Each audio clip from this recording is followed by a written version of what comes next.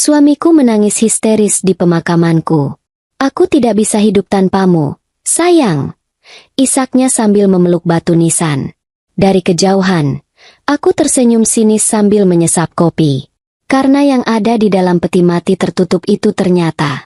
Sebelum kita melanjutkan ke kisah selengkapnya, jangan lupa untuk menekan tombol suka, memberikan komentar, dan berlangganan saluran Sarah Amel supaya kalian tidak ketinggalan cerita-cerita seru lainnya. Mari kita mulai ceritanya. Langit di atas taman pemakaman umum di pinggiran kota Jakarta siang itu tampak labu, seakan-akan ikut berduka atas kepergian seorang pengusaha muda yang tragis. Udara terasa sangat panas dan lembab, mengimpit dada siapa saja yang berdiri di sekitar gundukan tanah merah yang masih basah bertabur bunga rampai. Namun, di seberang jalan raya yang membelah area pemakaman tersebut, sebuah mobil van hitam berkaca sangat gelap terparkir dengan tenang di bawah rimbunnya pohon beringin tua. Mesin mobil itu menyala dengan halus, menjaga suhu pendingin ruangan di dalamnya tetap sejuk, sangat kontras dengan hawa memanggang di luar sana. Di dalam mobil van tersebut, duduk seorang wanita dengan setelan jas hitam elegan, mengenakan kacamata hitam berbingkai besar yang menutupi separuh wajahnya. Wanita itu adalah Rani Kusuma. Jari-jarinya yang lentik dan dihiasi polesan kuku berwarna merah marun memegang sebuah cangkir kertas berisi kopi hitam pekat yang masih mengepulkan asap tipis. Aroma tajam dari kopi tersebut menguar, memenuhi ruang sempit di dalam van, berpadu dengan aroma pewangi mobil beraroma pinus. Rani tidak sedang bersedih. Sudut bibirnya yang dipulas lipstik merah menyala justru tertarik ke atas, membentuk sebuah senyuman sinis yang menyimpan kepuasan luar biasa. Melalui kaca jendela mobil yang gelap pekat dari luar namun sangat jernih dari dalam, mata Rani mengunci lurus ke arah kerumunan pelayat berpakaian serba hitam di seberang jalan. Fokus utamanya jatuh pada sosok pria bertubuh tegap yang tengah bersimpuh di atas tanah makam yang kotor. Pria itu adalah Dimas Anggara, suaminya. Atau lebih tepatnya, pria yang mengira dirinya kini berstatus sebagai duda kaya raya pewaris tunggal kerajaan bisnis Kusuma Group. Aku tidak bisa hidup tanpamu, sayang. Kenapa kamu meninggalkanku secepat ini? Gusti Nu Agung, cabut saja nyawaku sekalian. Raungan Dimas terdengar menyayat hati, memecah keheningan pemakaman. Suaranya serak, seolah-olah pita suaranya nyaris putus karena terlalu banyak menangis. Pria itu memeluk batu nisan kayu yang masih baru dengan erat, menenggelamkan wajahnya ke sana sementara bahunya berguncang hebat. Beberapa pelayat yang berdiri di sekelilingnya tampak ikut menitikkan air mata, terhanyut oleh sandiwara duka yang disajikan Dimas dengan sangat sempurna. Di sebelah Dimas, berdiri seorang wanita paruh baya yang terus-menerus menyeka air mata menggunakan sapu tangan berenda. Itu adalah Ibu Ningsih, mertua Rani. Wanita tua itu meratap dengan suara melengking, bersandar lemas pada lengan seorang kerabat agar tidak pingsan. Namun, pandangan Rani kemudian beralih pada sosok wanita muda cantik berbaju hitam ketat yang berdiri sedikit menjauh dari kerumunan inti, berlindung di balik payung hitam besar. Wanita itu adalah Bella. Meski wajahnya tertunduk, Rani bisa melihat dengan sangat jelas bagaimana Bella beberapa kali mencuri pandang ke arah Dimas dengan tatapan yang sangat jauh dari kata berduka. Rani menyesap kopinya perlahan, membiarkan cairan pahit dan panas itu mengalir membasahi tenggorokannya. Ironi dramatis yang tersaji di depan matanya saat ini terasa lebih nikmat daripada minuman mahal manapun yang pernah ia cicipi. Suaminya menangisi sebuah peti mati berlapis kayu jati mewah yang telah ditutup dan disegel secara permanen. Peti mati yang menurut keterangan resmi kepolisian berisi jenazah Rani Kusuma yang hangus terbakar, hingga tidak bisa dikenali lagi akibat kecelakaan mobil yang mengerikan jatuh ke dalam jurang. Dimas sangat yakin bahwa rencananya telah berhasil tanpa celah. Pria serakah itu tidak tahu bahwa peti mati seberat puluhan kilogram yang ia tangisi saat ini hanyalah berisi bongkahan batu kali, tumpukan kayu balok, dan sebuah perangkat elektronik seukuran kotak korek api yang berkedip pelan. Ingatan Rani mendadak terlempar mundur ke malam terakhir sebelum ia mengeksekusi rencana gila ini. Tepat 3 malam yang lalu, badai hujan turun dengan sangat deras mengguyur atap rumah mewah mereka di kawasan elit. Di dalam ruang kerja Rani yang luas, penuh dengan rak buku kayu mahoni dan meja kerja berlapis marmer, sebuah pertengkaran hebat terjadi. Pertengkaran yang menjadi paku terakhir pada peti mati pernikahan mereka. Malam itu, Rani baru saja meminta penjelasan mengenai hilangnya dana miliaran rupiah dari kas perusahaan tanpa laporan pertanggungjawaban yang jelas. Bukannya memberikan penjelasan atau menunjukkan rasa bersalah, Dimas justru membalikkan meja. Pria itu berdiri menjulang, menatap Rani dengan sorot mata merendahkan yang tidak pernah Rani lupakan. "Kamu itu tidak pernah puas, ya?" bentak Dimas malam itu, Suaranya menggelegar mengalahkan suara guntur di luar jendela. Urat-urat di lehernya menonjol keluar. Pria itu menggebrak meja kerja Rani dengan kepalan tangan, membuat tumpukan dokumen berhamburan ke lantai karpet tebal. Kamu itu cuma istri yang kaku, dingin, dan sangat membosankan, Rani. Kalau bukan karena aku yang repot-repot turun tangan mengurus perusahaanmu yang bobrok itu, kamu sudah bangkrut dari tahun lalu. Berhentilah bersikap seolah-olah kamu itu detektif yang mencurigai suaminya sendiri. Jadilah istri yang penurut. Tugasmu hanya duduk manis, berdandan, dan tutup mulutmu yang cerewet itu. Kata-kata hinaan itu meluncur begitu saja dari mulut Dimas, menelanjangi sifat aslinya yang arogan dan manipulatif. Dimas merasa dirinya memiliki kuasa penuh. Ia merasa menjadi pahlawan yang menyelamatkan perusahaan, padahal faktanya, pria itulah yang menjadi parasit penghisap darah yang perlahan-lahan menggerogoti aset keluarga Kusuma. Malam itu, Rani tidak melawan dengan kata-kata kasar. Ia hanya menatap pria yang dulu sangat ia cintai itu dengan pandangan dingin dan mati rasa. Hinaan tersebut adalah ultimatum terbesar yang justru membangunkan singa betina yang selama ini tertidur lelap di dalam diri Rani. Dimas mengira Rani adalah wanita lemah yang akan tunduk pada gertakan. Dimas tidak pernah tahu bahwa saat itu, Rani sudah mengetahui segala kebusukannya hingga ke akar. Lamunan Rani terputus ketika terdengar suara daham pelan dari kursi kemudi di sebelahnya. Pria tegap berjaket kulit hitam yang duduk di balik kemudi van itu menoleh ke arah Rani. Ia adalah Inspektur Arya, detektif kepolisian yang cerdik dan merupakan satu-satunya orang yang mengetahui kebenaran di balik gundukan tanah merah di seberang sana. Sandiwara yang cukup mengesankan, bukan? Ucap Inspektur Arya dengan nada datar. Matanya ikut mengawasi prosesi pemakaman melalui teropong kecil. Jika saya tidak tahu yang sebenarnya, saya pasti sudah mendaftarkan suami Anda untuk nominasi aktor terbaik tahun ini. Dia menangis seolah-olah dunia baru saja kiamat. Rani tersenyum tipis, merapikan letak kacamata hitamnya. Biarkan dia menikmati panggungnya sejenak. Arya. Dimas selalu menyukai sorotan kamera. Dia merasa dirinya adalah dalang paling pintar yang berhasil mengatur semua pertunjukan ini. Wong Chula seperti dia memang butuh panggung yang tinggi sebelum dijatuhkan. Perangkat penyadap di dalam peti mati beroperasi dengan sangat sempurna. Rani. Kabel serat optik yang saya tanam di bawah tanah dan menjulur hingga ke dalam karangan bunga lili putih itu mengirimkan sinyal suara dengan sangat jernih ke perangkat penerima kita. Lapor Inspektur Arya sambil menunjuk layar laptop yang menyala di pangkuannya. Di layar tersebut, terlihat grafik gelombang suara yang naik turun seiring dengan suara tangisan Dimas dan percakapan para pelayat yang tertangkap oleh mikrofon tersembunyi. Bagus, sahut Rani singkat. Nada suaranya tajam bagai sembilu. Dia pikir dia bisa menyingkirkanku dan merampas semua milikku begitu saja. Kita akan biarkan dia merasa menang hari ini. Kita akan biarkan dia merasa aman, hingga kesombongannya sendiri yang akan menjadi tali gantungan baginya. Kematianku hanyalah awal dari mimpi buruknya yang sesungguhnya. Di seberang jalan, doa penutup telah selesai dibacakan. Para pelayat mulai bersalaman dengan Dimas, memberikan ucapan bela sungkawa, menepuk pundaknya dengan tatapan prihatin. Dimas membalas mereka dengan anggukan lemah dan wajah yang diselimuti kesedihan palsu yang tebal. Sementara itu, Rani Kusuma duduk bersandar di kursi van yang nyaman, menghabiskan sisa kopinya, bersiap untuk menyaksikan bagaimana kerajaan kebohongan yang dibangun oleh suaminya akan ia hancurkan hingga rata dengan tanah, bata demi bata.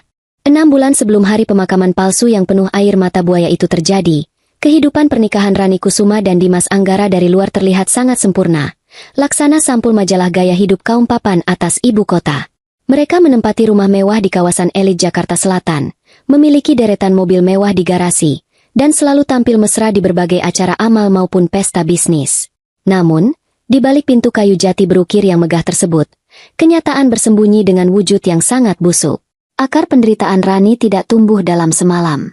Kebohongan itu merayap perlahan, menyerupai tanaman rambat beracun yang mencekik pohon inangnya tanpa disadari. Semuanya bermula di ruang kerja Rani di lantai 15 gedung Kusuma Tower. Siang itu, hujan gerimis turun membasahi kaca jendela ruangan besar tersebut. Rani duduk terpaku di kursi kebesarannya. Matanya menatap tajam ke arah deretan angka pada lembar laporan keuangan triwulan perusahaan yang baru saja diserahkan oleh Kepala Bagian Keuangan. Otaknya yang sangat tajam dalam berhitung secara otomatis menangkap ada kejanggalan yang sangat masif. Ada kebocoran dana operasional sebesar 5 miliar rupiah yang dialokasikan pada pos proyek pembangunan gudang di kawasan industri Cikarang. Padahal, berdasarkan laporan lapangan yang Rani terima minggu lalu, proyek tersebut sedang dihentikan sementara akibat kendala perizinan. Rani menekan tombol interkom di mejanya. Panggil Pak Dimas ke ruangan saya sekarang. Perintahnya dengan nada datar kepada sekretarisnya. 15 menit kemudian, Dimas masuk ke dalam ruangan dengan senyum lebar yang selalu berhasil memikat hati siapa saja. Pria itu mengenakan setelan jas abu-abu mahal yang dijahit khusus untuk menyesuaikan postur tubuhnya yang atletis. Ada apa? Istriku sayang? Tumben siang-siang memanggilku dengan nada serius. Kamu rindu padaku, ya? Sapa Dimas santai. Berjalan mendekat lalu mendaratkan kecupan ringan di puncak kepala Rani. Rani tidak tersenyum. Ia menggeser map merah berisi laporan keuangan itu ke hadapan Dimas. Tolong jelaskan padaku, Dimas. Mengapa ada aliran dana 5 miliar rupiah ke proyek Cikarang bulan ini? Bukankah proyek itu sedang kita hentikan sementara? Kemana perginya uang ini? Wajah Dimas berubah kaku selama sepersekian detik. Sebuah reaksi mikro yang tidak terlewatkan oleh mata elang Rani.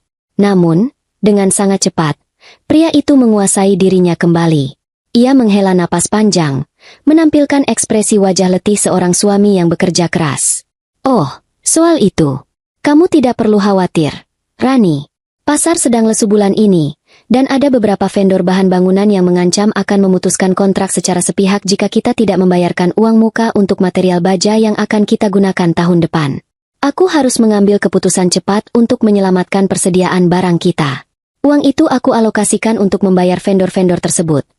Jelas Dimas dengan suara yang sangat meyakinkan, menatap lurus ke dalam mata Rani tanpa berkedip. Rani terdiam. Penjelasan itu terdengar masuk akal bagi orang awam. Namun naluri bisnis Rani merasakan ada sesuatu yang janggal.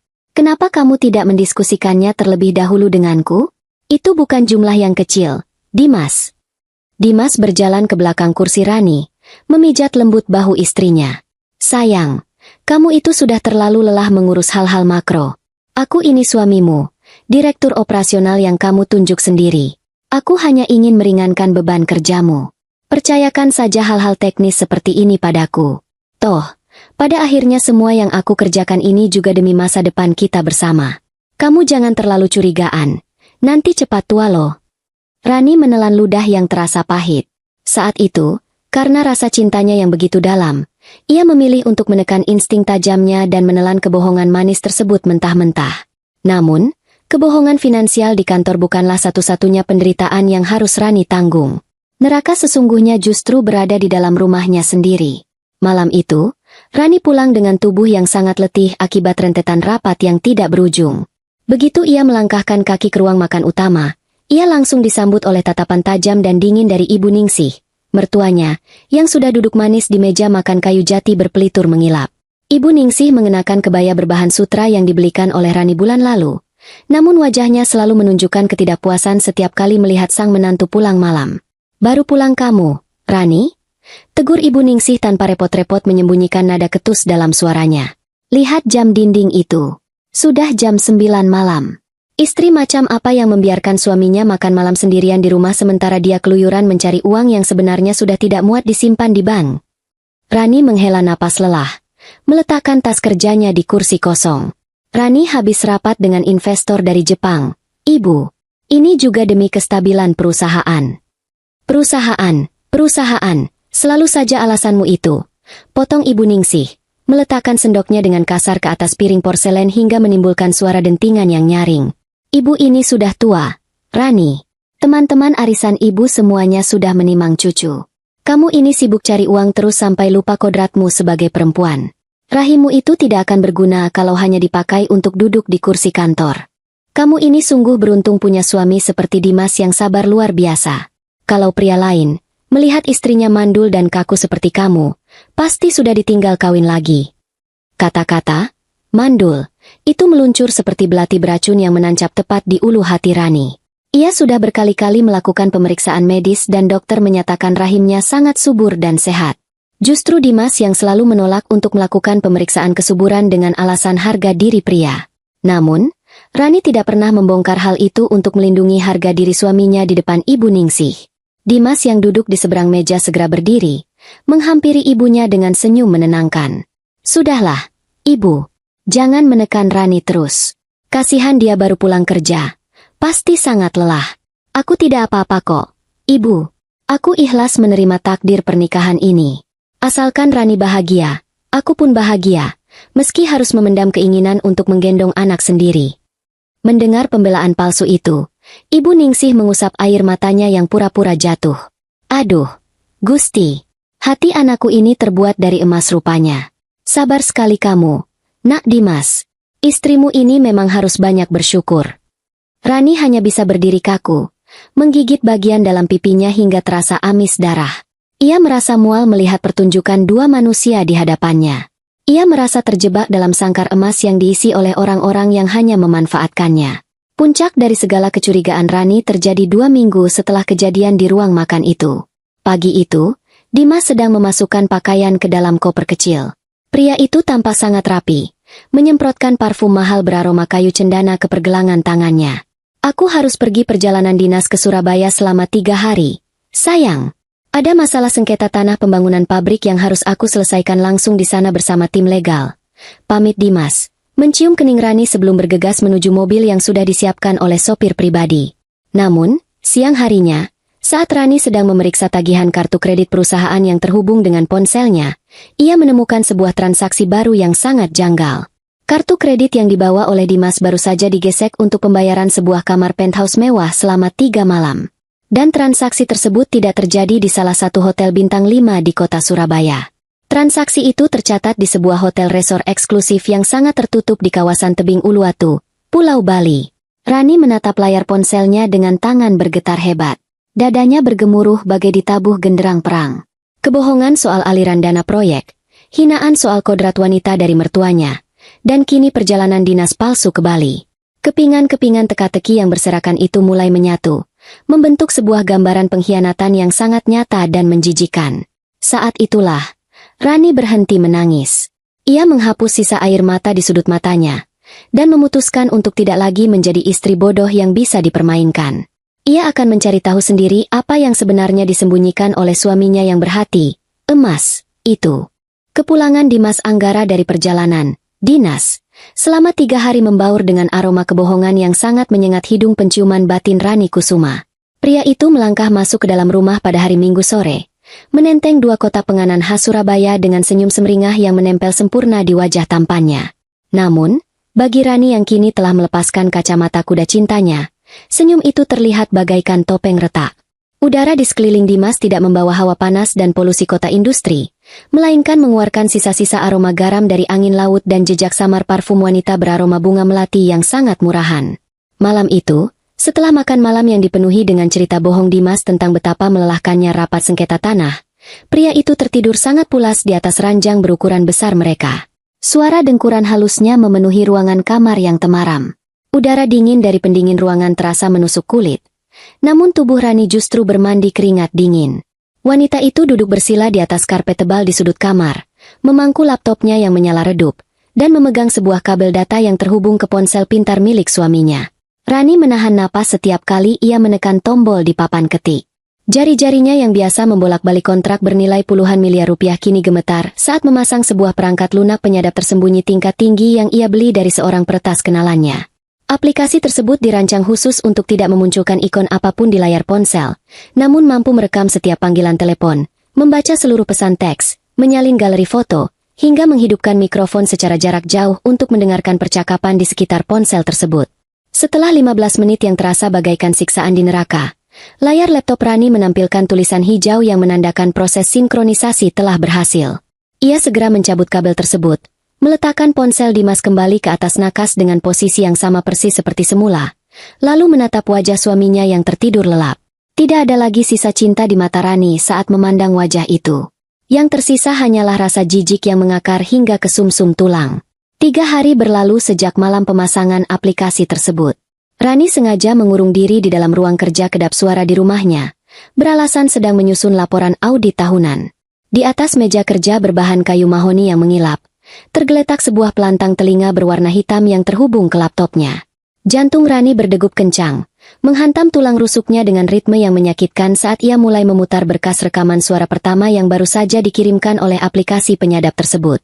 Suara gemerisik halus terdengar, disusul oleh suara dentingan gelas kaca dan alunan musik jazz yang mengalun pelan. Kemudian, Suara tawa seorang wanita berderai memecah keheningan. Tawa yang manja, menggoda, dan terdengar sangat merendahkan. Mas Dimas, sampai kapan sih kita harus sembunyi-sembunyi begini terus? Aku ini sudah bosan menjadi yang kedua. Toh, kapan perempuan kaku dan mandul itu pergi dari hidup kita? Suara wanita itu terdengar sangat jelas. Dari data intelijen yang sudah Rani kumpulkan, ia tahu itu adalah suara Bella, mantan sekretaris Dimas yang tiba-tiba mengundurkan diri 6 bulan lalu tanpa alasan yang jelas. Hati Rani terasa diremas dengan tangan tak kasat mata. Ia memejamkan mata, menahan rasa panas yang merambat di pelupuk matanya. Sabar sedikit, sayangku, enduk Bella yang cantik. Terdengar suara Dimas menyahut, diiringi suara kecupan basah yang membuat perut Rani mual bukan kepalang. Semuanya butuh proses. Kamu pikir menguras harta si perempuan sombong itu mudah? Dia itu sangat teliti. Untung saja aku sudah memalsukan setengah dari laporan keuangan bulan lalu untuk membeli apartemen mewah yang sedang kamu tempati ini. Lagi pula, Ibu Ningsih di rumah sudah sangat muak melihat wajah menantunya itu. Hanya tinggal menunggu waktu. Menunggu waktu bagaimana, Mas? Kalau kamu menceraikan dia sekarang, kamu tidak akan mendapatkan sepeser pun dari Kusuma Group. Perjanjian pranikah kalian itu sangat ketat. Kita bisa jatuh miskin lagi. Mas, aku tidak mau hidup susah makan ikan asin lagi. Rajuk Bella dengan nada suara yang meninggi, setengah merengek. Keheningan yang mencekam tiba-tiba menyelimuti rekaman tersebut selama beberapa detik. Hanya terdengar suara helaan napas Dimas yang sangat berat. Seolah-olah pria itu sedang menimbang-nimbang sebuah keputusan besar. Ketika Dimas kembali berbicara, nada suaranya berubah menjadi sangat dingin, rendah, dan penuh dengan aura pembunuhan. Siapa yang berbicara tentang perceraian? Bella? Cerai itu hanya untuk orang bodoh yang rela membagi harta. Aku tidak akan menceraikan Rani. Lalu, kamu mau terus hidup dengan perempuan yang wujudnya seperti kulkas 2 pintu itu? Aku akan membuatnya pergi secara permanen. Bella, pergi untuk selama-lamanya. Desis Dimas. Mata Rani terbuka lebar. Tubuhnya membeku di atas kursi. Udara di dalam ruang kerjanya tiba-tiba terasa menghilang, membuatnya sulit menarik napas. Ia menekan pelantang telinga itu lebih dalam ke telinganya. Takut ia salah mendengar. Maksudmu mati, Mas? Suara Bella terdengar bergetar. Ada campuran antara ketakutan dan kegembiraan yang mengerikan di sana. Ya, asuransi jiwa yang dimiliki Rani nilainya mencapai 100 miliar rupiah. Dan akulah satu-satunya ahli waris tunggal yang tercatat. Ditambah lagi, seluruh saham Kusuma Group akan secara otomatis jatuh ke tanganku jika dia meninggal dunia. Dimas menjelaskan rencananya dengan sangat tenang, seolah-olah ia sedang membahas rencana liburan akhir pekan. Bulan depan, Rani harus melakukan peninjauan proyek ke kawasan puncak. Jalanan di sana menanjak, berkelok tajam, dan dikelilingi jurang sedalam puluhan meter. Sehari sebelum dia berangkat, aku akan memotong sebagian kabel rem mobil pribadinya. Aku akan memakai tang potong khusus dan menyayatnya dengan sudut miring. Jadi, saat mobil itu diinvestigasi oleh polisi, potongannya akan terlihat seperti aus akibat gesekan alami, bukan karena sabotase. Rem itu akan berfungsi normal di jalan datar, tapi begitu dia menginjaknya terus-menerus di jalan menurun yang curam, kabel itu akan putus sepenuhnya. Gusti Nu Agung, Mas, kamu serius? Sangat serius. Kecelakaan murni. Mobilnya akan terjun ke jurang, terbakar habis, dan kita akan merayakan kemenangan kita di atas abunya. Aku akan bebas, kamu akan menjadi nyonya besar. Dan ibu tidak perlu lagi melihat wajah menantu yang tidak berguna itu. Sempurna, bukan? Dimas tertawa pelan. Tawa yang terdengar seperti gesekan pisau berkarat di telinga Rani. Rekaman itu berakhir. Layar laptop kembali menampilkan menu utama, meninggalkan Rani dalam keheningan yang sangat pekat. Air mata yang sejak tadi menggenang, akhirnya tumpah membasahi pipinya. Namun, itu bukanlah air mata kesedihan, patah hati, ataupun keputusasaan. Itu adalah air mata kemarahan yang mendidih. Wajah Rani mengeras. Rahangnya terkatup rapat hingga urat-urat di lehernya menonjol.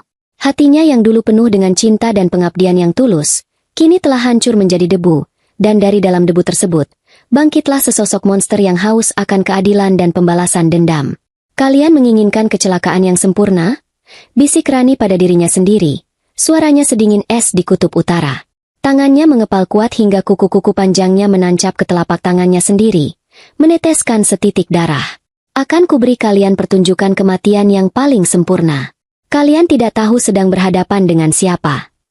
Rani menyimpan berkas rekaman audio tersebut ke dalam 3 buah penyimpanan data eksternal yang berbeda, menguncinya dengan kata sandi tingkat tinggi, dan menyimpannya ke dalam brankas. Bukti niat pembunuhan berencana ini adalah senjata pamungkasnya. Ia tidak akan lagi menjadi korban pasif yang menunggu ajal menjemput di tangan suaminya sendiri. Rani Kusuma telah mati malam ini, dan yang tersisa hanyalah Algojo yang akan mengeksekusi nasib Dimas Anggara. Hujan badai mengguyur ibu kota dengan beringas pada malam Selasa itu. Kilat menyambar membelah langit malam, disusul suara guntur yang memekakan telinga. Di sebuah kedai kopi tua yang nyaris bangkrut dan tersembunyi di gang sempit kawasan Jakarta Pusat, 2 orang duduk saling berhadapan di sebuah meja kayu yang sudah lapuk. Kedai itu kosong melompong, tidak ada pelanggan lain selain mereka. Sang pemilik kedai yang sudah tua renta tengah tertidur pulas di belakang meja kasir, mengabaikan suara hujan yang menabuh atap seng. Rani Kusuma duduk dengan postur tegak, mengenakan mantel parit berwarna hitam yang tebal. Di hadapannya, duduk seorang pria dengan jaket kulit basah kuyup, memegang secangkir kopi hitam yang dibiarkan mendingin. Pria itu adalah Inspektur Arya, seorang detektif kepolisian dari unit reserse kriminal yang memiliki reputasi tidak pernah gagal memecahkan kasus rumit. Lebih dari sekadar polisi, Arya adalah sahabat masa kecil Rani, sekaligus pria yang merasa berutang budi nyawa kepada almarhum ayah Rani yang dulu membiayai sekolah kepolisiannya. Di atas meja, di antara mereka berdua, tergeletak sebuah ponsel pintar yang baru saja selesai memutar rekaman percakapan antara Dimas dan Bella. Inspektur Arya mengusap wajahnya dengan kasar menggunakan kedua telapak tangannya. Rahangnya mengeras, dan matanya menyala penuh amarah yang tertahan. Edan. Sungguh edan suamimu itu, Rani, menggunakan tang potong untuk menyayat selang rem miring? Itu metode pembunuhan yang sering digunakan oleh pembunuh bayaran profesional, bukan seorang suami. Pria itu benar-benar iblis. Rani menatap Arya dengan sorot mata tanpa emosi. Aku tidak memanggilmu kemari untuk mendengar makianmu terhadap suamiku. Arya, aku memanggilmu kemari karena aku butuh bantuanmu untuk menjebak mereka berdua ke dalam dasar neraka yang paling dalam. Jika aku melaporkan rekaman ini sekarang, pengacara Dimas yang licik itu pasti akan berdalih bahwa itu hanyalah percakapan kosong belaka, delik niat yang belum terlaksana. Mereka bisa lolos dari jerat hukum, dan aku akan tetap hidup dalam bahaya. Arya mengangguk perlahan. Insting polisinya mulai mengambil alih. Kamu benar. Dalam hukum pidana, niat yang terekam tanpa ada tindakan eksekusi awal akan sangat sulit dibuktikan sebagai percobaan pembunuhan berencana. Kita harus membiarkan dia menjalankan rencananya. Kita harus menangkap basah pria keparat itu tepat di saat dia merasa menang. Apa rencanamu? Rani mencondongkan tubuhnya ke depan, menatap tajam ke mata sang detektif. Kita akan memberikan persis apa yang Dimas inginkan. Sebuah kecelakaan mobil yang fatal di kawasan puncak, dan sebuah mayat yang hangus terbakar. Arya mengerutkan keningnya. Raut wajahnya menunjukkan kekhawatiran yang mendalam. Rani, kamu tidak gila, bukan? Melompat dari mobil yang melaju dengan remblong di jalanan menurun itu sama saja dengan bunuh diri. Risiko cedera tulang punggung, pendarahan otak, atau bahkan kematian sungguh tidak bisa diabaikan. Aku tidak akan membiarkanmu menjadi martir bodoh. Aku ini pengusaha, Arya, bukan pemeran pengganti di film aksi, balas Rani dingin, menyeringai tipis.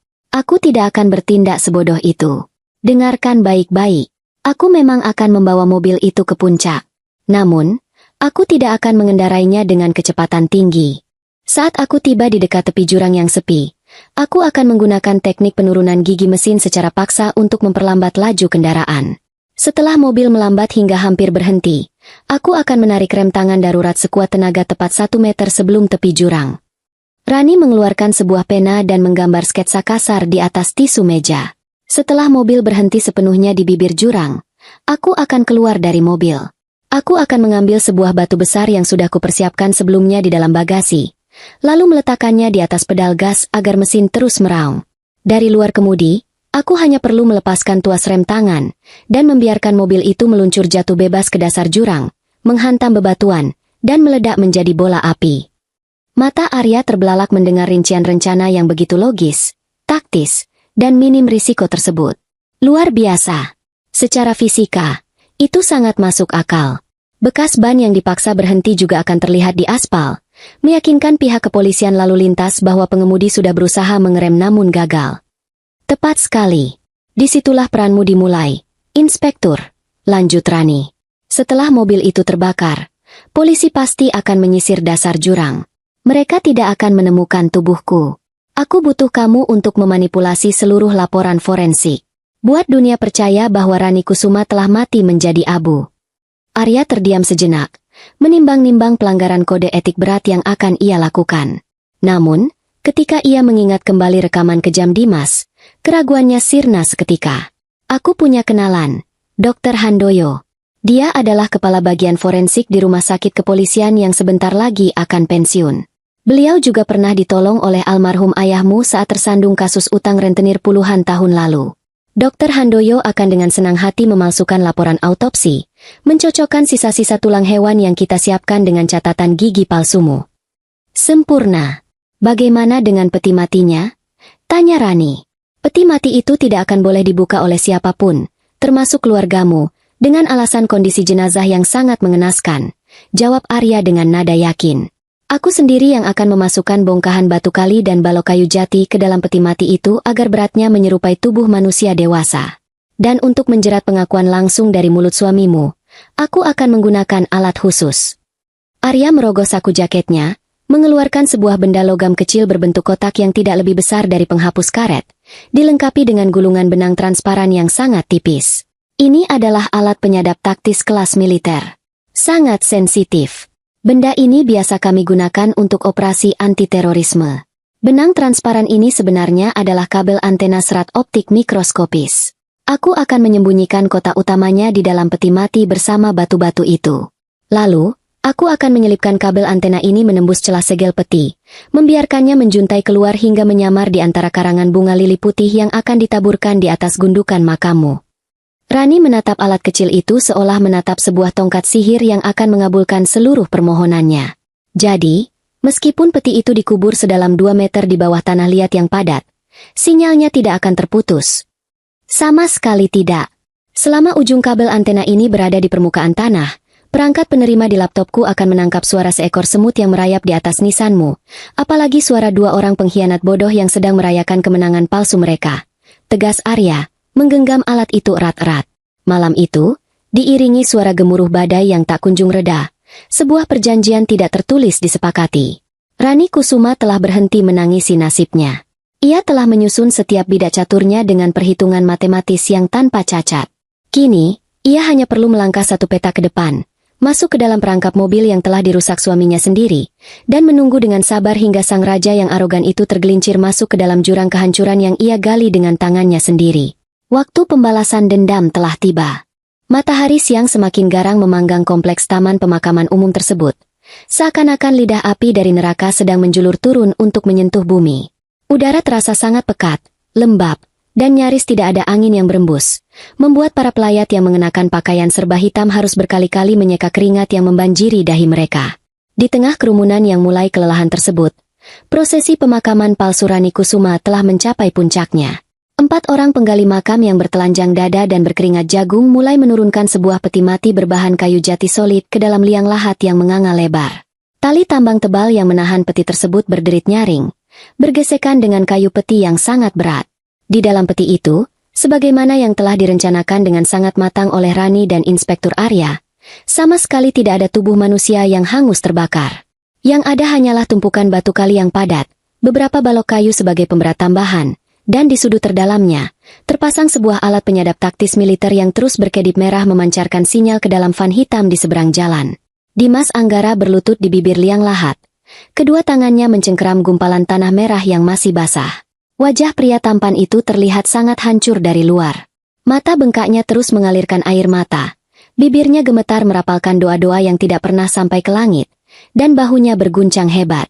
Namun, jika ada alat pembaca pikiran yang bisa menembus tengkoraknya saat itu juga, orang-orang akan melihat sebuah pesta pora perayaan kemenangan yang luar biasa liar di dalam otak pria tersebut.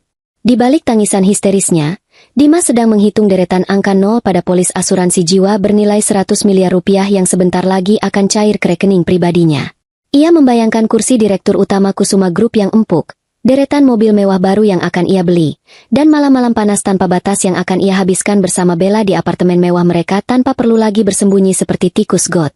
Gusti Nu Agung, Rani, kenapa kamu pergi meninggalkan aku secepat ini? Aku ini tidak ada artinya tanpa kamu, istriku. Ratap Dimas dengan suara serak, sengaja mengeraskan suaranya agar terdengar oleh jajaran Dewan Direksi Kusuma Group yang turut hadir melayat.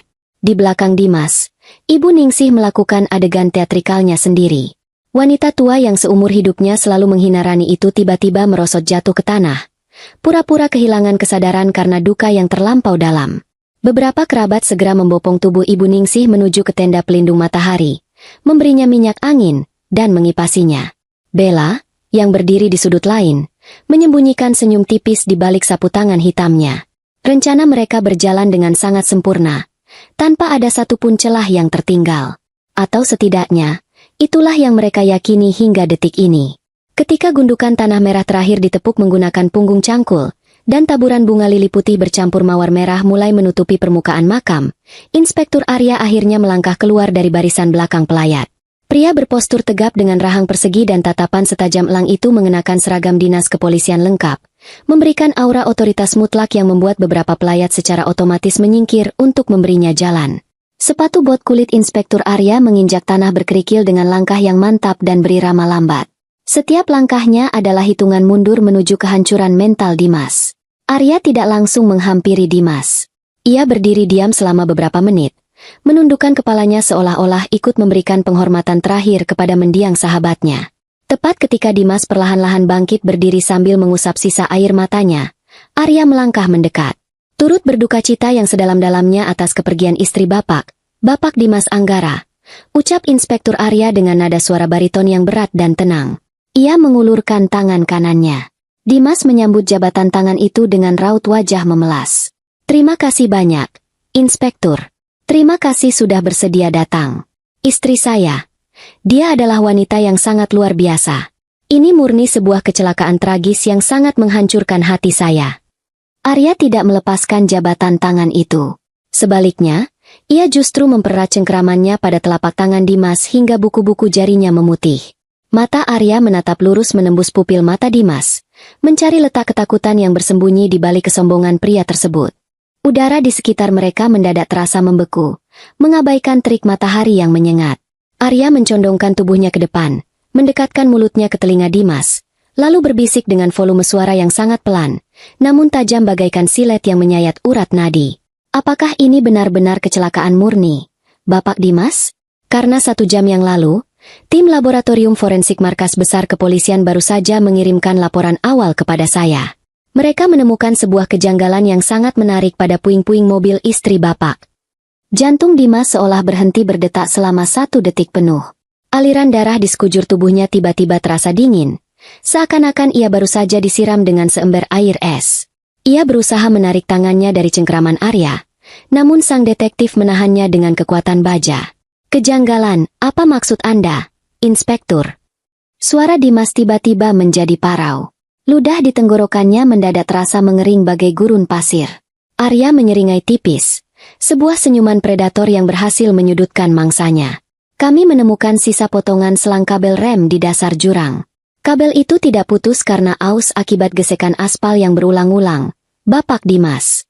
Ada bekas sayatan miring yang sangat presisi di sana. Bekas sayatan yang hanya bisa dihasilkan oleh tekanan benda tajam berkekuatan tinggi. Seseorang dengan sengaja memotong kabel rem mobil istri Bapak. Mata Dimas membelalak. Wajah tampannya yang tadinya berwarna kemerahan akibat menangis kini berubah menjadi sepucat mayat yang baru saja diangkat dari lemari pendingin kamar jenazah. Keringat dingin sebesar biji jagung mulai bermunculan di dahinya, mengalir menuruni pelipisnya, dan menetap di kerah kemeja hitamnya. Itu tidak mungkin, gagap Dimas, berusaha keras menyusun kata-kata logis sementara otaknya sedang dilanda badai kepanikan tingkat tinggi. Mobil itu baru saja diperiksa di bengkel bulan lalu. Mungkin gesekan bebatuan saat jatuh ke jurang yang merusak selang tersebut.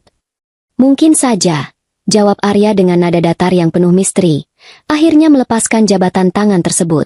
Namun, insting polisi saya mengatakan sebaliknya. Saya sudah menetapkan status kasus ini dari kecelakaan lalu lintas tunggal menjadi penyelidikan dugaan tindak pidana pembunuhan berencana. Kami akan mulai memanggil semua saksi, memeriksa seluruh rekaman kamera pengawas di sekitar rumah Bapak, mengecek riwayat transaksi keuangan, hingga menyita ponsel seluruh orang terdekat almarhumah untuk penyelidikan lebih lanjut. Tidak akan ada satupun jejak yang terlewatkan. Saya permisi dulu, Bapak Dimas. Selamat menikmati masa berkabung Anda. Saya pastikan, hari-hari Bapak ke depan tidak akan tenang. Inspektur Arya memberikan hormat singkat, lalu berbalik badan dan melangkah pergi menjauh dari area makam, meninggalkan Dimas yang mematung dengan kaki bergetar hebat. Pondasi kesombongan yang dibangun oleh Dimas hancur berantakan dalam hitungan detik. Serangan psikologis pertama telah mendarat tepat pada sasaran yang mematikan. Di sudut lain, Bella yang sedari tadi terus memperhatikan interaksi antara Dimas dan inspektur polisi itu, mulai merasakan firasat yang sangat buruk. Meskipun ia tidak bisa mendengar apa yang dibicarakan oleh sang polisi, gestur tubuh Dimas yang tiba-tiba kaku dan wajahnya yang memucat pasi sudah cukup menjadi alarm bahaya. Bella menggigit bibir bawahnya dengan cemas. Sesuatu yang sangat besar baru saja terjadi. Dan hal itu berpotensi menghancurkan seluruh rencana yang telah mereka bangun dengan susah payah. Keserakahan mereka mulai digerogoti oleh rasa paranoia yang mencekik dada. Waktu perlahan merayap menuju sore hari. Terik matahari yang semula membakar kulit kini mulai mereda, menyemburat jingga kemerahan di ufuk barat, menciptakan bayangan panjang dari deretan batu nisan yang membisu. Satu persatu pelayat mulai meninggalkan area pemakaman, masuk ke dalam kendaraan mereka masing-masing, dan melaju pergi meninggalkan kompleks taman pemakaman umum tersebut. Keheningan yang suram mulai mengambil alih tempat itu, hanya dipecahkan oleh suara cicit burung liar dan desir angin yang menggesek dedaunan kering. Ibu Ningsi juga sudah dipulangkan lebih awal menggunakan mobil mewah keluarga, ditemani oleh seorang kerabat yang memapahnya masuk ke dalam mobil. Kini, di hamparan tanah pemakaman yang luas dan sepi tersebut, hanya tersisa dua orang manusia yang masih berdiri di dekat gundukan tanah merah berhias karangan bunga lili putih. Dimas, Anggara dan Bella merasa bahwa situasi sudah benar-benar aman dari pandangan dan telinga orang lain. Bella segera berjalan tergesa-gesa menghampiri Dimas. Suara hak tinggi sepatunya menancap ke tanah dengan kasar, mencerminkan kepanikan yang luar biasa hebat di dalam dadanya. Ia membuang payung hitamnya begitu saja ke atas rumput, lalu mencengkeram lengan kemeja Dimas dengan sangat erat hingga kuku-kukunya nyaris menembus kain. Mas Dimas, tatap mataku. Desis Bella dengan suara setengah berbisik namun penuh tekanan. Apa yang dibicarakan oleh polisi brengsek itu kepadamu? Kenapa wajahmu tiba-tiba memucat seperti melihat hantu bangkit dari kubur? Jangan bilang kalau polisi itu mencurigai kita. Kamu bilang padaku kalau rencanamu itu sempurna, tanpa cacat, tanpa jejak sama sekali. Dimas mengusap wajahnya dengan kasar. Napasnya memburu. Pertahanan mental yang ia bangun susah payah kini runtuh berantakan akibat bisikan mematikan Inspektur Arya. Rasa takut mulai meracuni aliran darahnya, mengalahkan akal sehatnya. Polisi itu, dia bilang tim forensik laboratorium menemukan sesuatu di lokasi kejadian. Jawab Dimas dengan suara bergetar, menoleh ke kanan dan ke kiri untuk memastikan tidak ada tukang kebun pemakaman yang berada di dekat mereka. Mereka menemukan sisa puing selang rem mobil Rani. Dan yang membuat gila, polisi itu tahu kalau selang rem itu tidak putus secara alami karena kecelakaan. Dia tahu ada bekas sayatan. Mata Bella membelalak ngeri. Tubuhnya seketika lemas hingga ia nyaris jatuh terduduk di atas tanah jika Dimas tidak segera menahan pinggangnya. Gusti Nu Agung. Mati kita, Mas. Mati kita. Kalau polisi sampai tahu itu perbuatanmu, kita berdua bisa membusuk di penjara seumur hidup. Bagaimana kamu ini, toh? Kamu sendiri yang bilang di telepon malam itu kalau kamu tahu cara memotong kabelnya agar terlihat seperti keausan normal. Kamu berbohong padaku, ya? Aku tidak berbohong. Bella, jaga mulutmu. Bentak Dimas dengan nada arogan, berusaha menutupi ketakutannya dengan kemarahan defensif. Ego laki-lakinya tidak terima disalahkan oleh selingkuhannya sendiri. Ditambah lagi dengan rasa panik yang merusak kemampuan berpikir logisnya, Dimas mulai melepaskan kendali atas mulutnya sendiri. Ia merasa perlu meyakinkan Bella, dan meyakinkan dirinya sendiri, bahwa rencananya memang luar biasa hebat. Aku sudah melakukan semuanya dengan sangat bersih. Malam sebelum Rani berangkat ke kawasan puncak, aku menyelinap ke garasi saat semua pelayan sudah tidur. Dimas mulai bercerita dengan menggebu-gebu, tangannya bergerak memperagakan aksinya di udara, tepat di atas gundukan makam istrinya sendiri. Aku menggunakan tang potong baja berukuran kecil yang biasa dipakai teknisi khusus. Aku merangkak ke bawah kolong mobil bagian depan, mencari saluran minyak rem utama. Aku tidak memotongnya secara lurus. Aku tahu polisi pasti akan memeriksa hal itu. Aku menjepit kabel itu dengan tang, lalu menyayatnya dengan sudut miring 45 derajat. Bella menatap Dimas dengan napas terengah-engah. Wajah cantiknya dipenuhi keringat dingin akibat paranoia. Lalu kenapa polisi itu bisa tahu ada yang janggal? Mas, coba kamu ingat-ingat lagi. Pasti ada kesalahan yang kamu buat. Apakah kamu meninggalkan sidik jari di sana? Atau mungkin alat yang kamu gunakan terjatuh di bawah mobil? Tidak ada yang terjatuh sama sekali, balas Dimas dengan suara yang semakin keras. Tidak peduli lagi bahwa mereka sedang berdiri di area pemakaman. Aku memakai sarung tangan karet medis tebal berlapis ganda malam itu. Aku menyayat kabelnya hanya separuh bagian saja, memastikan bahwa rem itu masih berfungsi dengan baik saat Rani mengendarainya keluar dari rumah hingga menyusuri jalan tol yang datar. Aku tahu persis. Sayatan itu baru akan robek sepenuhnya ketika dia menginjak pedal rem berulang-ulang dengan tekanan tinggi saat melewati jalanan menurun curam di kawasan puncak. Begitu kabelnya putus dan minyak rem bocor habis, mobilnya pasti akan meluncur tanpa kendali ke dalam jurang. Dimas mencengkeram bahu Bella, mengguncang tubuh wanita itu perlahan. Dengarkan aku, Bella. Polisi itu cuma sedang menggertak kita. Tim forensik kepolisian Indonesia tidak akan secerdas itu untuk menyadari perbedaan sayatan miring dengan sobekan akibat benturan bebatuan tajam di dasar jurang. Apalagi mobil itu sudah meledak terbakar hingga hangus. Polisi itu tidak memiliki bukti nyata apapun. Dia hanya sedang mencari mangsa yang mudah panik. Asalkan kita tutup mulut dan bersikap seperti keluarga yang sedang berduka, kita akan aman. 100 miliar rupiah itu akan segera masuk rekeningku minggu depan. Dan kita akan pergi berlibur ke luar negeri. Semuanya sesuai rencana kita. Sementara itu, di seberang jalan raya, tersembunyi di balik kaca gelap mobil van hitam yang menyejukkan, Rani Kusuma duduk bersandar dengan tenang. Senyum dingin dan kejam terukir jelas di wajahnya yang jelita. Di pangkuannya, sebuah laptop menyala terang, merekam setiap suku kata, setiap intonasi, dan setiap helaan napas kepanikan dari percakapan Dimas dan Bella barusan. Melalui perangkat lunak penyadap canggih tersebut, Rani dan Inspektur Arya mendengarkan dengan sangat jernih pengakuan utuh yang diutarakan secara sukarela oleh Dimas. Suara langkah kaki, suara burung berkicau, bahkan suara gesekan pakaian Dimas tertangkap sempurna. Semua itu berkat sebuah teknologi sederhana namun mematikan. Kabel antena serat optik mikroskopis yang menjulur keluar dari dalam peti mati, merayap menembus tanah basah, dan menyamar sempurna bagai tangkai rapuh di antara puluhan bunga lili putih yang tertata di atas makam. Bunga yang diletakkan sendiri oleh Dimas sebagai tanda duka cita, yang kini justru menjadi corong malapetaka baginya.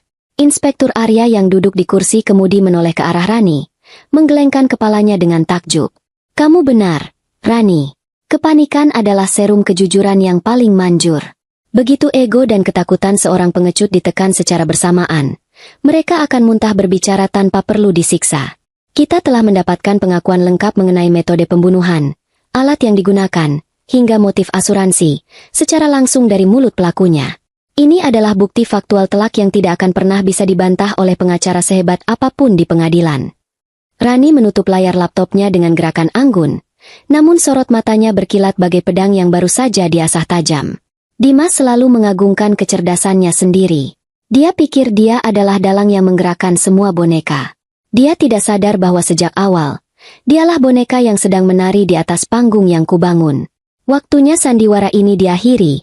Arya, apakah kamu siap untuk membangkitkan orang mati dari dalam kubur, Nyonya Rani Kusuma? Tanya Arya seraya merogoh HT radio komunikasi kepolisian di saku jaket kulitnya, bersiap memberikan perintah penyerbuan kepada pasukannya yang sejak tadi bersiaga di berbagai sudut tersembunyi. Rani melepas kacamata hitamnya, memperlihatkan sepasang mata tajam yang menyiratkan dominasi absolut. Ia meraih gagang pintu van tersebut. Buka gerbang neraka untuk mereka sekarang, Inspektur. Biarkan aku yang menyapa suamiku secara langsung. Cahaya matahari sore mulai meredup, menyisakan semburat warna jingga kemerahan yang melukis langit di atas taman pemakaman umum. Bayangan deretan batu nisan memanjang ke arah timur, menciptakan siluet menyeramkan di atas hamparan rumput yang mulai dibasahi embun petang. Angin yang semula diam kini berembus membawa hawa dingin yang menusuk tulang, menggerakkan dedaunan pohon beringin tua hingga menimbulkan suara gemerisik yang terdengar seperti bisikan arwah penasaran. Di tengah suasana pemakaman yang semakin sunyi dan mencekam tersebut, Dimas Anggara dan Bella masih berdiri mematung di dekat gundukan tanah merah, terjebak dalam pusaran kepanikan yang mereka ciptakan sendiri. Dimas mengusap wajahnya yang bersimbah keringat dingin dengan tangan yang bergetar hebat. Pria itu berusaha meyakinkan Bella, dan merayu akal sehatnya sendiri, bahwa polisi barusan hanyalah menggertak. Namun, sebelum ia sempat mengucapkan kata penenang lainnya, keheningan petang itu mendadak dikoyak oleh sebuah suara yang sangat familiar. Aku sudah melakukan semuanya dengan sangat bersih. Malam sebelum Rani berangkat ke kawasan puncak, aku menyelinap ke garasi saat semua pelayan sudah tidur. Suara itu bergema dengan sangat keras dan jernih, memantul di antara batu-batu nisan, memecah kesunyian sore. Itu adalah suara Dimas sendiri. Suara dari percakapan yang baru saja ia lakukan kurang dari 5 menit yang lalu. Dimas dan Bella tersentak hebat secara bersamaan. Jantung mereka seakan melompat keluar dari rongga dada. Mereka memutar tubuh dengan panik, mencari sumber suara yang terdengar seperti kutukan dari langit tersebut. Aku menggunakan tang potong baja berukuran kecil yang biasa dipakai teknisi khusus. Aku merangkak ke bawah kolong mobil bagian depan, mencari saluran minyak rem utama. Aku tidak memotongnya secara lurus. Suara rekaman itu terus berlanjut tanpa ampun, diputar melalui alat pelantang suara berdaya tinggi. Bersamaan dengan menggemanya pengakuan mematikan tersebut, dari balik semak belukar yang rimbun, dari balik pohon-pohon besar, dan dari area parkir yang gelap, puluhan pria berseragam hitam bertuliskan unit reserse kriminal kepolisian bermunculan bagaikan hantu. Mereka bergerak dengan formasi taktis yang sangat rapi, mengepung area makam tersebut dari segala penjuru arah mata angin. Suara decak sepatu botlars panjang yang menginjak kerikil terdengar serempak, menyudutkan Dimas dan Bella di tengah lingkaran tanpa ada satupun celah untuk melarikan diri.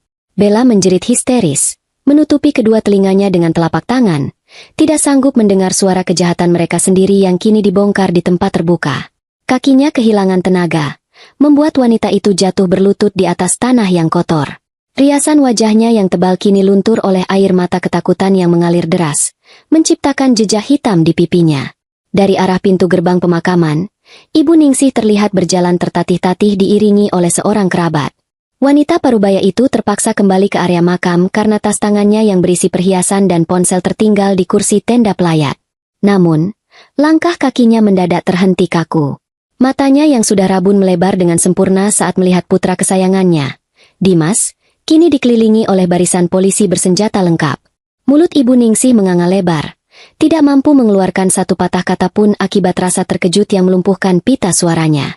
Di tengah kepungan barisan polisi tersebut, Inspektur Arya melangkah maju dengan gagah. Pria itu memegang sebuah alat komunikasi radio di tangan kanannya. Apakah Bapak Dimas Anggara masih ingin mengelak bahwa selang rem mobil istri Bapak putus akibat gesekan batu di jurang? Karena saya rasa, pengakuan Bapak barusan sangat bertentangan dengan teori kecelakaan murni. Dimas memundurkan langkahnya hingga punggungnya menabrak batu nisan kayu di belakangnya. Wajahnya pucat pasi, nyaris transparan seperti kertas perkamen tua. Ia menelan ludah dengan susah payah, mencoba mencari sisa-sisa kesombongan yang dulu selalu ia andalkan. Kalian menjebakku. Itu bukan suaraku. Kalian merekayasa rekaman itu. Mana surat perintah penangkapan kalian? Aku ini pewaris tunggal Kusuma Group. Aku bisa menuntut kalian semua atas pencemaran nama baik. Ancam Dimas dengan suara melengking yang dipaksakan. Inspektur Arya hanya tersenyum meremehkan. Detektif itu tidak membalas ancaman kosong tersebut. Sebaliknya, ia membalikkan badan dan memberikan isyarat anggukan kepala ke arah jalan raya. Di seberang jalan raya, pintu samping mobil van hitam yang sejak tadi terparkir diam itu bergeser terbuka secara perlahan. Suara engsel pintu yang berderit terdengar sangat mencekam. Dari dalam kegelapan kabin mobil tersebut, melangkah turun sepasang kaki jenjang yang mengenakan sepatu hak tinggi berwarna merah marun. Dimas, Bella, dan Ibu Ningsih mengarahkan pandangan mereka ke arah mobil tersebut. Detak jantung mereka seakan berhenti bekerja ketika melihat sosok yang perlahan berjalan menyeberangi jalan raya, dikawal oleh 2 orang petugas polisi wanita. Sosok itu mengenakan setelan jas hitam elegan yang sangat rapi. Rambut panjangnya dibiarkan tergerai menantang angin sore. Kacamata hitam berbingkai besar yang menutupi wajahnya perlahan-lahan dilepaskan dan disimpan ke dalam saku jas. Ketika wajah wanita itu terpampang dengan jelas di bawah sisa cahaya matahari senja, sebuah pekikan tertahan keluar dari mulut Ibu Ningsih sebelum wanita tua itu jatuh pingsan di pelukan kerabatnya. Dimas kehilangan keseimbangannya. Lututnya menghantam tanah dengan keras. Matanya menonjol keluar seakan-akan bola matanya hendak lepas dari sarangnya. Rahangnya ternganga begitu lebar hingga urat lehernya terlihat menegang. Di hadapannya, Berdiri dengan keanggunan seorang ratu yang tidak tersentuh, adalah mendiang istrinya yang seharusnya sudah menjadi abu di dalam peti mati. Rani Kusuma. Gusti Nu Agung. Siluman. Hentu. Gumam Bella dengan suara serak, merangkak mundur menjauhi Rani seolah-olah ia sedang berhadapan dengan iblis pencabut nyawa. Rani melangkah dengan tenang, melewati barisan polisi yang dengan hormat membuka jalan untuknya. Ia berhenti tepat 1 meter di hadapan suaminya yang sedang bersimpuh layaknya seorang budak yang memohon ampunan. Aroma parfum mewah yang dikenakan Rani mengalahkan bau tanah basah pemakaman. Ia menatap Dimas dengan sorot mata yang lebih dingin daripada bongkahan es di puncak pegunungan. "Apakah aku terlihat seperti hantu di matamu, Mas Dimas?"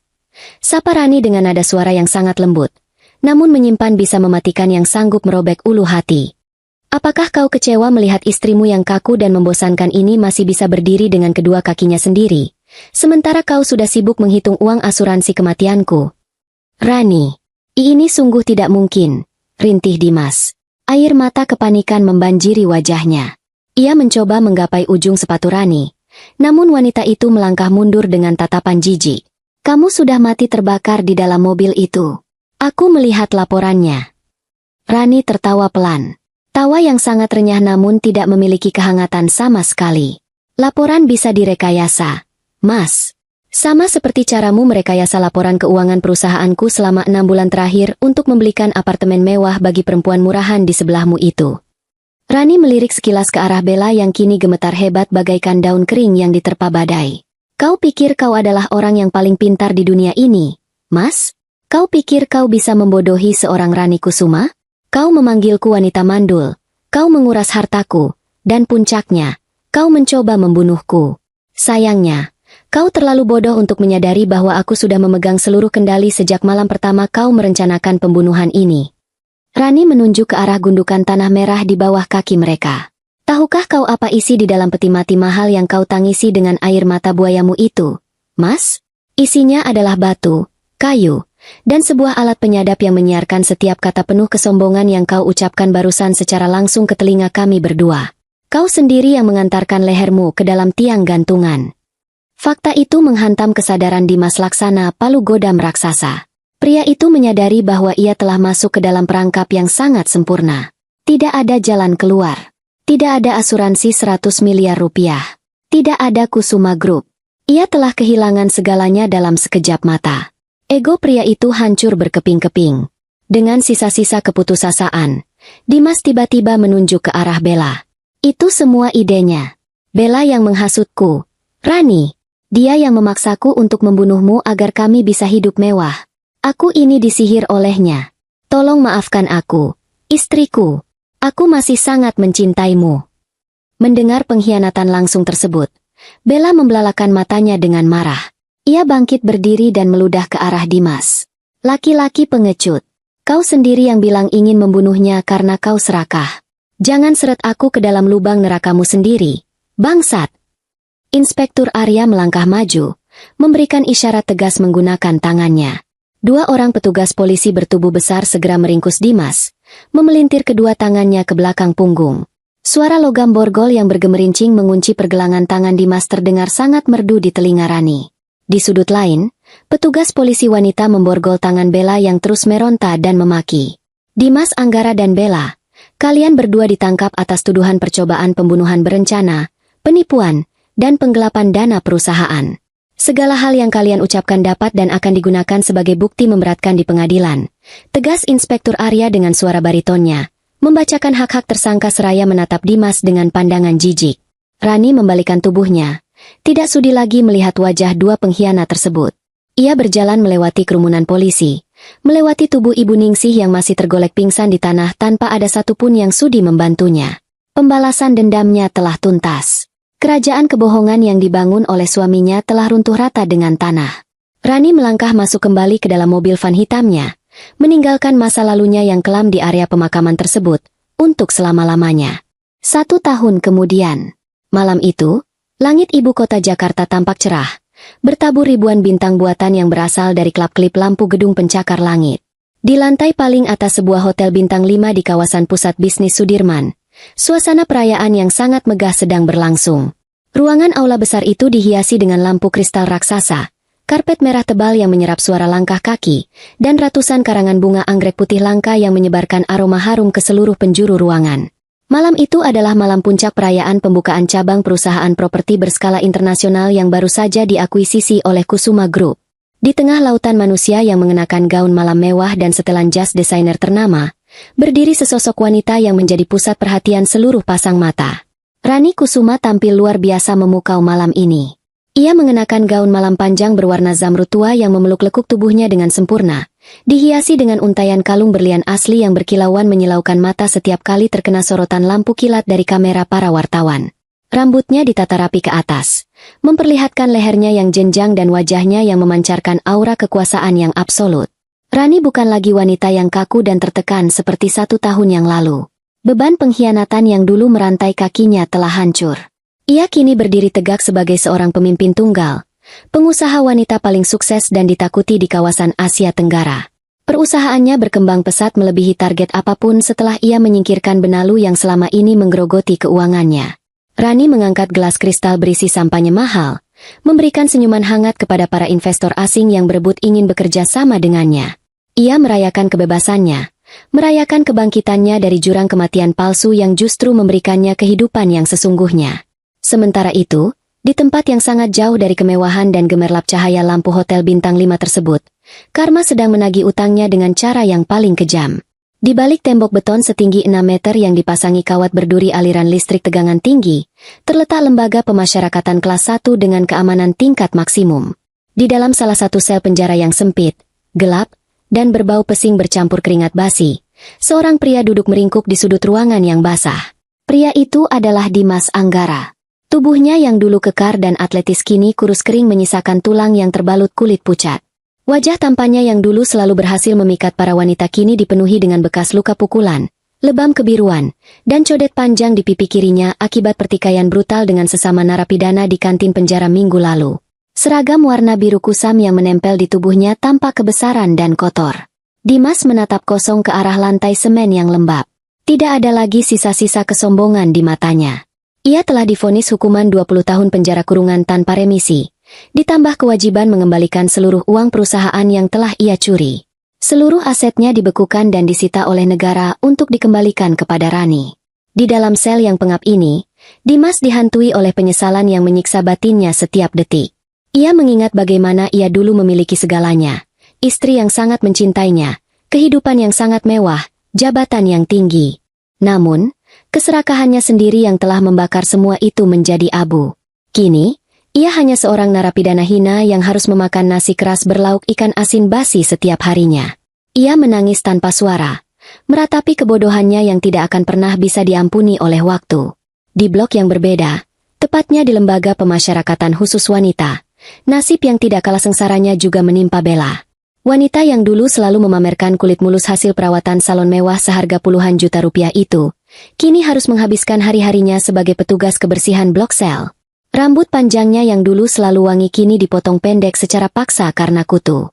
Kulit tangannya yang dulu lentik kini berubah menjadi sangat kasar, mengelupas, dan dipenuhi luka gores karena setiap hari harus menyikat lantai kamar mandi umum penjara menggunakan cairan pembersih berbahan kimia keras. Kecantikannya telah menguap tidak bersisa. Setiap malam, Bella hanya bisa menangis sesenggukan memeluk lututnya di atas kasur tipis yang keras, menyesali hari di mana ia setuju untuk bekerja sama dengan laki-laki pengecut seperti Dimas. Hukuman karma tidak berhenti sampai di sana. Di sebuah perkampungan kumuh yang padat merayap di bantaran sungai pinggiran kota Jakarta, hujan deras baru saja turun, meninggalkan genangan air banjir berwarna hitam pekat setinggi mata kaki yang bercampur dengan sampah rumah tangga. Di dalam sebuah warung makan kecil berdinding kayu lapuk yang atapnya bocor di sana-sini, seorang wanita tua rentan sedang duduk berjongkok di dekat tempat cuci piring.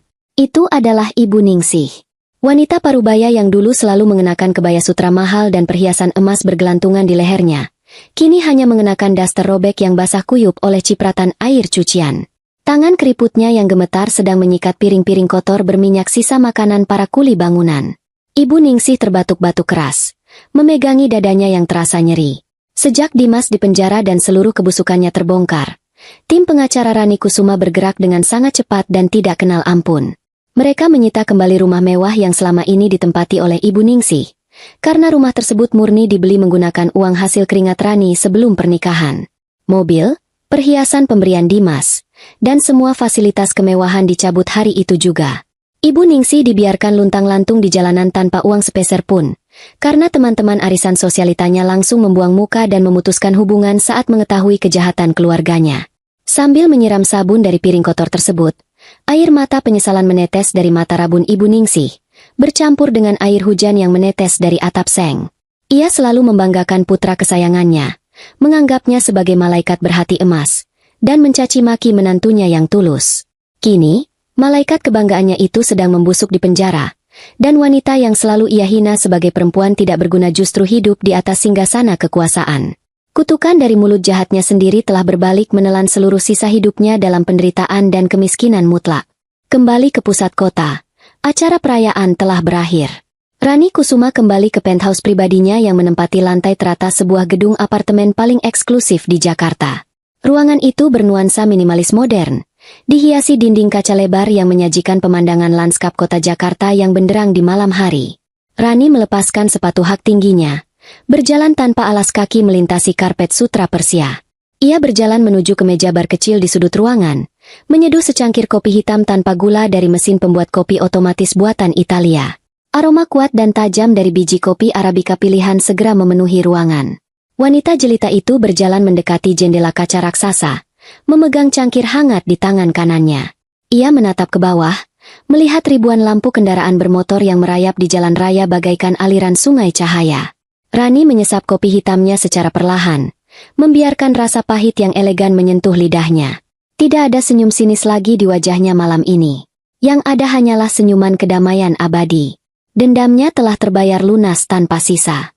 Keadilan telah ditegakkan dengan tangannya sendiri. Kini, buku masa lalunya telah ia tutup dan kunci rapat-rapat. Hari esok adalah halaman kosong yang baru, dan Rani Kusuma, sang ratu yang bangkit dari dalam kubur, siap untuk menuliskan kisah kejayaannya sendiri tanpa ada satu orang pun yang berani meremehkannya lagi.